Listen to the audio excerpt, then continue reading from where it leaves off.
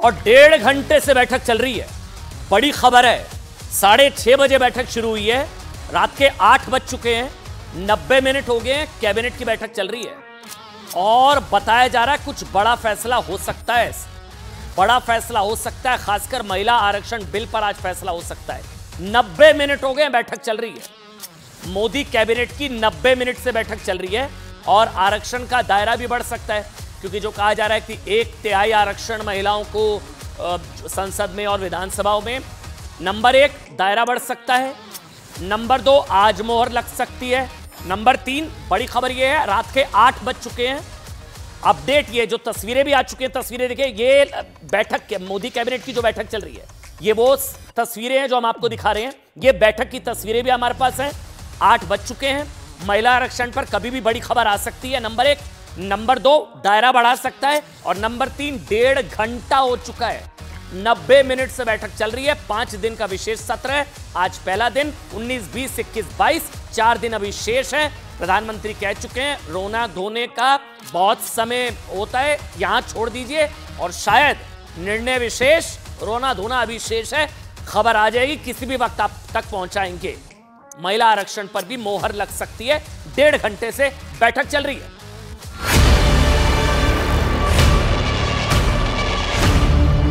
ये सत्र छोटा है, लेकिन समय के हिसाब से ये बहुत बड़ा है। रोने धोने के लिए बहुत समय होता है, करते रहिए।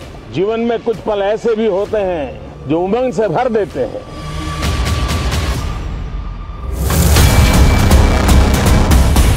बहुत महत्वपूर्ण कुछ होता है, तभी ऐसे विशेष सत्र होते हैं। मुझे लगता है 5 दिन का स्पेशल सत्र सेशन बुलाया गया है, तो इम्पोर्टेंट 101% है। G20 की सफलता को भी आपने सर्वसम्मति से सराहा है। मैं मानता हूं देशवासियों का आपने गौरव बढ़ाया है। मैं आपका आभार व्यक्त करता हूं। जहां कभी भगत सिंह, बटुकेश्वर दत्त, उन्होंने अपनी वीरता सामर्थ्य से अंग्रेज सल्तनत को जगा दिया था बम का धमाका करके। इसी सदन में पंडित नेहरू का at the stroke of midnight की गूंज हम सबको प्रेरित करती है। और इसी सदन में अटल जी ने कहा था, वो शब्द आज भी गूंज रहे हैं इस सदन में, सरकारें आएगी जाएगी, पार्टियां बनेगी बिगड़ेगी, लेकिन ये देश रहना चाहिए। बांग्लादेश की मुक्ति का आंदोलन और उसका समर्थन भी इसी सदन ने इंदिरा गांधी के नेतृत्व में किया। हमने वो किया, ये ठीक है। G2 ठीक है, G2 क्या G20 सर? नहीं, क्योंकि वो 0 में कमल का फूल ही बिकता था।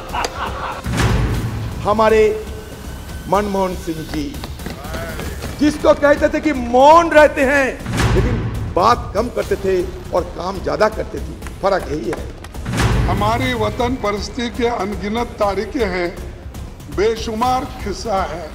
वो भी क्यों ना, वतन से मोहब्बत, ये तो हमारे ईमान की हिस्सा है। आजादी के बाद कि सबसे ज्यादा रोने धोने वाले प्रधानमंत्री कौन है, तो हर आदमी कहेगा नरेंद्र मोदी जी। फेसबुक के ऑफिस में गए अमेरिका में, वहां रो दिया। उन्होंने शायद अपने लिए बात कही है। आज से 72 साल पहले 25 अक्टूबर 1951 को भारत में कुछ ऐसा हुआ जिसे लोकतांत्रिक देशों की दुनिया में द ग्रेट एक्सपेरिमेंट यानी कि महाप्रयोग कहा जाता है। 25 अक्टूबर 1951 को हिमाचल प्रदेश के श्याम सरन नेगी भारत के पहले वोटर बने थे, पहले वोटर। उनके साथ साथ 10 करोड़ से ज्यादा मतदाताओं ने वो किया था जिसका उन्हें इससे पहले कोई अनुभव नहीं था, यानी कि अपनी सरकार को चुनना। और ये तस्वीरें जो हम आपको दिखा रहे हैं ना, 1951 की तस्वीरें हैं, जब पहली बार देश की जनता ने वोट डाला था। उससे पहले देश की जनता को लोकतंत्र के भी अंदाजा नहीं था। पहली बार जब वोट डाला था। आज हम, क्योंकि भाई बात हो रही है संविधान सभा, ये वो बैलेट बॉक्स, ये देखिए आप, क्योंकि आज दरअसल बात हो रही है संविधान सभा से लेकर अब तक जो भारतीय लोकतांत्रिक इतिहास का पूरा सफर रहा, आजाद भारत में पहली बार जब वोट डाला, ये वो तस्वीरें, ये देखिए अब आप, भारत के पहले लोकसभा चुनाव के दौरान की ये तस्वीरें हैं। ये तस्वीरें 71 साल की उस स्वर्णिम यात्रा की सबसे बड़ी गवाही है, जिसका जिक्र आज प्रधानमंत्री नरेंद्र मोदी ने संसद के विशेष सत्र के पहले दिन और पुरानी संसद में अपने आखिरी भाषण में किया। पुरानी संसद, आज से 71 साल पहले 13 मई 1952 को आजाद भारत की पहली लोकसभा की बैठक हुई। पहली लोकसभा की बैठक, तब से अब तक 17 बार लोकसभा के चुनाव हुए। 17 बार 14 प्रधानमंत्रियों ने संसद की शोभा बढ़ाई। 14 प्रधानमंत्री। अब तक 7,500 सांसद, 7,500 सांसद अब तक देश के कोने कोने का प्रतिनिधित्व करते हुए देश की संसद में पहुंचे। 71 साल पहले देश के पहले लोकसभा चुनाव में 53 पार्टियां मैदान में उतरी थी। 53, तुलना करिएगा। अब 2019 आते आते ये आंकड़ा 53 से 149 हो गया, 149 पार्टियां। अगले साल शायद इससे भी ज्यादा पार्टियां चुनाव में मैदान में होंगी। यानी कि भारत के लोकतंत्र का लगातार विस्तार हो रहा है। दुनिया का सबसे बड़ा लोकतंत्र हमारा है, लगातार विस्तार हो रहा है। ये पहले से दुनिया का सबसे बड़ा लोकतंत्र है। यानी कि आज पुरानी संसद में अपने आखिरी भाषण में प्रधानमंत्री नरेंद्र मोदी ने भी देश के संसदीय लोकतंत्र की इस स्वर्णिम यात्रा, गौरव गाथा को देश के सामने रखा। 52 मिनट, 52 मिनट्स, 52 मिनट में अपने भाषण में उन्होंने अच्छी तरीके से समझाया कि देखिए 71 साल की इस यात्रा में कैसे देश की तमाम पार्टियों और अलग अलग पार्टियों के प्रधानमंत्रियों का योगदान रहा है। स्टेट्समैन की तरह आज प्रधानमंत्री ने अपने भाषण को रखा, सबका जिक्र किया। उन्होंने नेहरू से लेकर मनमोहन सिंह तक का जिक्र किया। देश की अब तक की यात्रा में सबके योगदान को सराहा। हम आपको प्रधानमंत्री नरेंद्र मोदी की जुबानी भारत की संसद की कहानी सुनाएंगे। ये भी बताएंगे कि संसद में सोमवार का दिन तो शांति से निकल गया। देखिए आज का दिन तो निकल गया, लेकिन छोटा सत्र, बड़ा धमाका। मोदी कुछ बड़ा करने वाले हैं, 40 घंटे में बड़ा धमाका। लेकिन विपक्ष क्यों बुधवार को लेकर बेचैन है? बुधवार को बम फट जाएगा, ऐसा लग रहा है कि बड़ा बिल बम आने वाला है। क्योंकि संसद की कार्रवाई शुरू होने से पहले ही प्रधानमंत्री ने इशारा दे दिया कि कुछ ऐतिहासिक होने वाला है। आज हम इस सवाल का भी जवाब आपको देंगे कि बुधवार को प्रधानमंत्री नरेंद्र मोदी क्यों विपक्ष को ब्लॉकबस्टर सरप्राइज दे सकते हैं। बुधवार को कोई धमाका हो सकता है। वैसे आपको खबर देने वाले हम 8:10 हो गए, कैबिनेट की बैठक चल रही है। पहला धमाका बताएंगे क्या होगा, और 5 दिन का यह छोटा सा सत्र कैसे बड़े धमाके कर सकता है। यानी छोटा सत्र, बड़ा धमाका। लेकिन उससे पहले शुरुआत करते हैं। 2 तस्वीरें दिखाइए। सबसे पहले आपको ये 2 तस्वीरें देखिए। सबका गुणगान, दूसरी तरफ से परिवार का सम्मान। इन तस्वीरों में क्या हुआ, मौजूद नेताओं को सुनना चाहिए। एक तरफ प्रधानमंत्री नरेंद्र मोदी ने, जिन्होंने देश के संसदीय इतिहास को याद करते हुए सबका धन्यवाद दिया, सबके योगदान को सराहा, जिनका देश की 75 वर्षों की स्वर्णिम यात्रा में योगदान रहा। उनकी जुबान पर नेहरू जी का नाम आया, लाल बहादुर शास्त्री जी का नाम आया, इंदिरा गांधी को उन्होंने याद किया, मोरारजी देसाई से लेकर मनमोहन सिंह तक को बड़ा दिल दिखाते हुए खुले मन से सबकी तारीफ की, सबको क्रेडिट दिया। अब दूसरी तस्वीर देखिए। जब प्रधानमंत्री नरेंद्र मोदी के भाषण के बाद लोकसभा में विपक्ष के नेता अधीर रंजन चौधरी बोलने के लिए उठे तो उन्हें कई बार उनके बगल में बैठी सोनिया गांधी जी ने टोका। उन्हें कहा कि वो इंफॉर्मेशन टेक्नोलॉजी की बात करें, जिसका श्रेय कांग्रेस राजीव गांधी जी को देती है। सोनिया गांधी अधीर रंजन को कैरी ऑन भी कहती रही। वो सब कैमरे में रिकॉर्ड हुआ। फिर कहा right to food, right to education के बारे में भी बोलने के लिए कहती रही, क्योंकि ये दोनों यूपीए की सरकार के दौरान लागू हुए थे। प्रधानमंत्री ने सबका गुणगान किया, वहां से परिवार का सम्मान।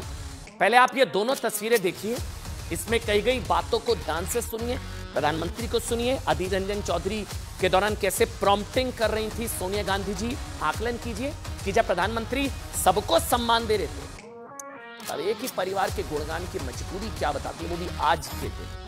सुनिए। पंडित नेहरू जी, शास्त्री जी, वहां से लेकर के अटल जी, मनमोहन सिंह जी तक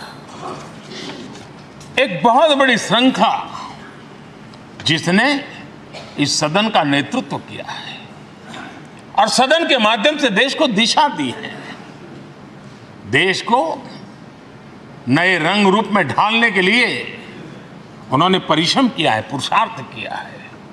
आज उन सबका गौरवगान करने का भी अवसर है। Being tempted to refer the name of my leader, Madam Sonia Gandhi ji.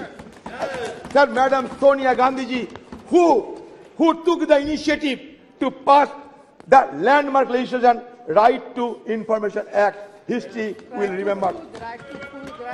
Yes. Prompting चल रही थी पीछे से। अब बीजेपी ने इसे लेकर सवाल उठाया कि क्या सोनिया गांधी या कांग्रेस अपने नेता विपक्ष को इस काबिल भी नहीं समझते कि बिना प्रॉम्प्टिंग के ठीक ढंग से वो अपनी बात रख पाए, अधीर रंजन चौधरी? या इसके पीछे अधीर रंजन चौधरी के वो सारे विवाद हैं जो उनके बयानों को लेकर पहले हो चुके हैं? वो राष्ट्रपति वाला बयान याद है आपको? उस पर बड़ा विवाद हो गया था, कांग्रेस बैकफुट पर आ गई थी।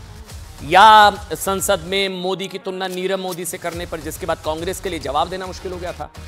या तो ये सारे प्रकरण, इस वजह से उनको प्रॉम्प्टिंग देनी पड़ रही है, सोनिया गांधी जी को बताना पड़ रहा है क्या बोलें क्या ना बोलें। हालांकि आज सोनिया गांधी के प्रॉम्प्टिंग के बाद इसी का बहाना बनाकर बीजेपी को मौका मिल गया। बीजेपी ने इस पूरे पुराने प्रकरण की भी याद दिला दी जब अविश्वास प्रस्ताव के दौरान अधीर रंजन चौधरी को मौका नहीं दिया गया था बोलने के लिए। फिर जब बीजेपी ने कहा कि हमसे ले लो टाइम, तब उनको मौका दिया गया। याद करिए, प्रधानमंत्री से लेकर गृह मंत्री तक ने चुटकी ली थी उस वक्त। बीजेपी ने कहा कि जो पार्टी आज बंगाल से आने वाली उन अधीर रंजन चौधरी की क्षमता पर सवाल उठा रही है, जिनको हमारे टोकने पर तक अविश्वास प्रस्ताव के दौरान बोलने तक का मौका नहीं दिया गया, आज जब बोलने उठे तो पीछे से प्रॉम्प्टिंग चल रही थी। बीजेपी ने बोला कि क्या इतनी उनकी क्षमता पर शक है कांग्रेस पार्टी को? संसद में बहस के दौरान पहले गृह मंत्री ने कहा था उस दौरान कि कांग्रेस पार्टी आपको बोलने का अधीर जी मौका नहीं देती है, आप चाहें तो आप हमारे समय में से ले लीजिए, याद है? जिसके बाद अधीर रंजन चौधरी को बोलने का मौका दिया गया था, जिसमें अधीर रंजन चौधरी ने फिर कुछ विवादित बोल दिया था। जब मोदी की तुलना नीरव मोदी, तब याद है प्रधानमंत्री ने कहा था कि गुड़ का गोबर कैसे करना होता है, कोई इनसे सीखे। वैसे बीजेपी से कांग्रेस का परिवारवाद बताती है, कहती है कि भाई एक परिवार की रजामंदी के बगैर जिस पार्टी में पत्ता भी नहीं हिलता है ना, उसकी पार्टी के नेता संसद में भला गांधी परिवार के मन की बात कैसे नहीं बोलेंगे, या कैसे उन्हें प्रॉम्प्ट कर बोलने के लिए नहीं कहा जाएगा। इसकी एक मिसाल क्या हुआ, तेलंगाना में भी देखने को मिली। वो तस्वीर आज आपको दिखाते हैं, आज की सबसे बड़ी तस्वीर, जहां कांग्रेस वर्किंग कमेटी की बैठक से पहले ये देखिए आप, कुछ पोस्टर्स लगाए गए। उनमें क्या हुआ, ये देखिए, सोनिया गांधी को भारत माता के रूप में दिखाया गया। ये तस्वीरें आप देखिए, बीच में जो आप देख रहे हैं ये तस्वीर है, सोनिया गांधी को भारत माता के रूप में दिखाया गया। इस पर बीजेपी ने पलटवार करते हुए कहा कि पहले तो कांग्रेस पार्टी भारत माता की जय के नारों को अनुशासनहीनता बता रही थी, और अब वही कांग्रेस सोनिया गांधी को देखिए भारत माता के रूप में दिखा रही है। इसको लेकर सवाल उठे। पहले सोनिया गांधी की तरफ से प्रॉम्प्टिंग, अधीर रंजन चौधरी वो बोल रहे हैं जो वो कह रही हैं, और दूसरी तरफ सोनिया गांधी को भारत माता के रूप में दिखाया गया। बड़ा विवाद हो गया इस दौरान। आज सुबह क्या हुआ, संसद की कार्रवाई से पहले प्रधानमंत्री नरेंद्र मोदी ने मीडिया से बात करते हुए कुछ ऐसा इशारा दिया जिसने पूरे विपक्ष की टेंशन बढ़ा दी है। क्या हुआ, प्रधानमंत्री नरेंद्र मोदी ने कहा कि यह सत्र ऐतिहासिक निर्णयों का सत्र है, ऐतिहासिक फैसलों का सत्र है, कुछ बड़ा होने वाला है, और विपक्ष को रोना धोना मौके और भी मिलेंगे। मतलब उसके लिए अभी काफी समय है। पहले आप एक काम करिए, बयान सुनिए, फिर आपको अंदाजा हो जाएगा कि हम क्यों कह रहे हैं कि कुछ बड़ा होने जा रहा है इन 4 दिनों में या 5 दिनों में। इस बयान को आपके लिए डिकोड भी करेंगे। पहले सुना दीजिए प्रधानमंत्री नरेंद्र मोदी के वो 2 बयान। ये सत्र छोटा है,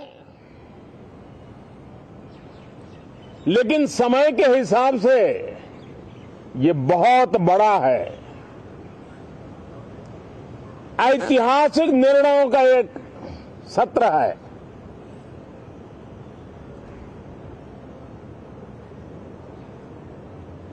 ये सत्र की एक विशेषता ये तो है कि आप 75 साल की यात्रा हम नए मुकाम से आरंभ हो रही है। रोने धोने के लिए बहुत समय होता है, करते रहिए।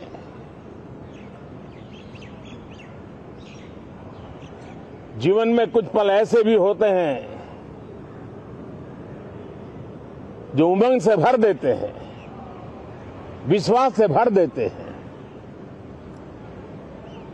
मैं छोटे सत्र को उस रूप में देखता हूं। अब छोटा सत्र बड़ा धमाका। जी हां, प्रधानमंत्री नरेंद्र मोदी जैसे ऐतिहासिक निर्णय की बात कर रहे हैं, वो क्या हो सकता है हमें नहीं पता, लेकिन न्यूज 18 इंडिया को सूत्रों के हवाले से जानकारी मिल रही है, वो है कि सरकार इस विशेष सत्र में 27 वर्षों से लंबित पड़े महिला आरक्षण बिल को पुनर्जीवित कर सकती है। यानी कि अब से 40 घंटों के बाद, परसों समझ लीजिए वेडनेसडे, 27 वर्षों से अटका लटका और भटका महिला आरक्षण बिल पेश कर सकती है। और क्या यही फैसला 2024 के लिए मोदी सरकार का गेम चेंजर फैसला होने वाला है? महिला आरक्षण, एम फैक्टर, जीत का एम फैक्टर कह सकते हैं आप इसको। सूत्रों के मुताबिक मोदी सरकार की कैबिनेट बैठक में महिला आरक्षण पर मोहर लग सकती है। इस बिल में मोदी सरकार आरक्षण का दायरा पहले से बढ़ा सकती है और महिला आरक्षण पर बिल ही प्रधानमंत्री का ब्लॉकबस्टर सरप्राइज हो सकता है। यही नहीं, कुछ और भी होगा, लेकिन यह पहला है, समझ लीजिए।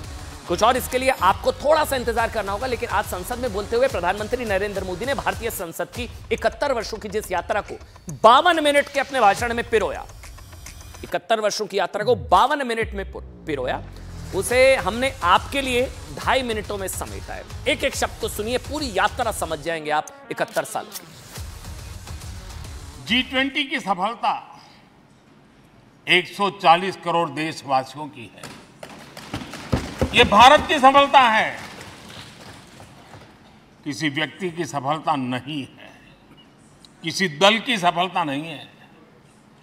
भारत के फेडरल स्ट्रक्चर ने, भारत की विविधता ने 60 स्थानों पर 200 से अधिक समिट और उसकी मेजबानी हिंदुस्तान के अलग अलग रंग रूप में देश की अलग अलग सरकारों ने बड़े आन बान शान से की और ये प्रभाव पूरे विश्व भर के मन पर पड़ा हुआ है। सामान्य मानवीय की लोकतंत्र के प्रति श्रद्धा का प्रतिबिंब है कि रेलवे प्लेटफॉर्म पर गुजारा करने वाला एक गरीब परिवार का बच्चा पार्लियामेंट पहुंच गया।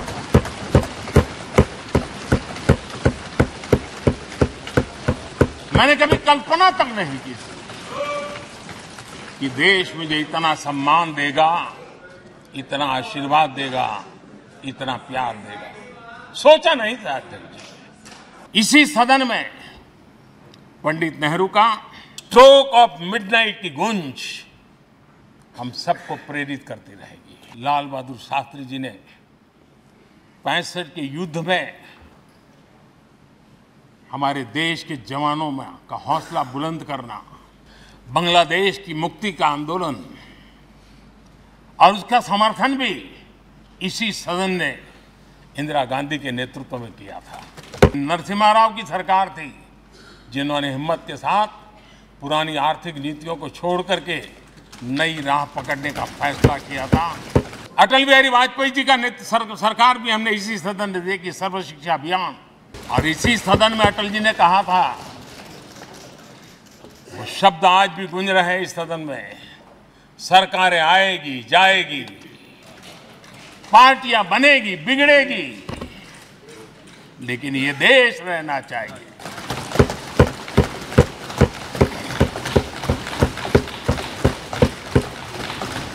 अब इस चीज को समझिए, प्रधानमंत्री नरेंद्र मोदी ने एक तरीके से भी संदेश दिया कि जब सिखाया विपक्ष को कि भाई जब देश से जुड़े मुद्दे होते हैं ना, जब राष्ट्रीय हित की बात होती है तो सबको बड़प्पन दिखाना चाहिए और राजनीतिक हित को थोड़ी देर के लिए साइड कर देना चाहिए। चाहे G20 की बात हो, चाहे भारत मंडपम की बात हो, चाहे सर्जिकल स्ट्राइक की बात हो, या तमाम विश्वकर्मा योजना की बात हो।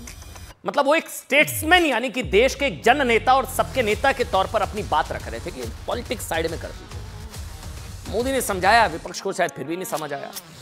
जब मल्लिकार्जुन खड़गे बोलने के लिए उठे तो फिर से G20 का मजाक उड़ाकर उसको G2 कहने लगे, इसका माकूल जवाब दिया पीयूष गोयल ने। सुनिए आप वो हिस्सा। हमने वो किया, ये ठीक है, G2 ठीक है, G2 क्या G20 सर नहीं, क्योंकि वो जीरो में कमल का फूल ही दिखता था। अब देखिए साहब, वो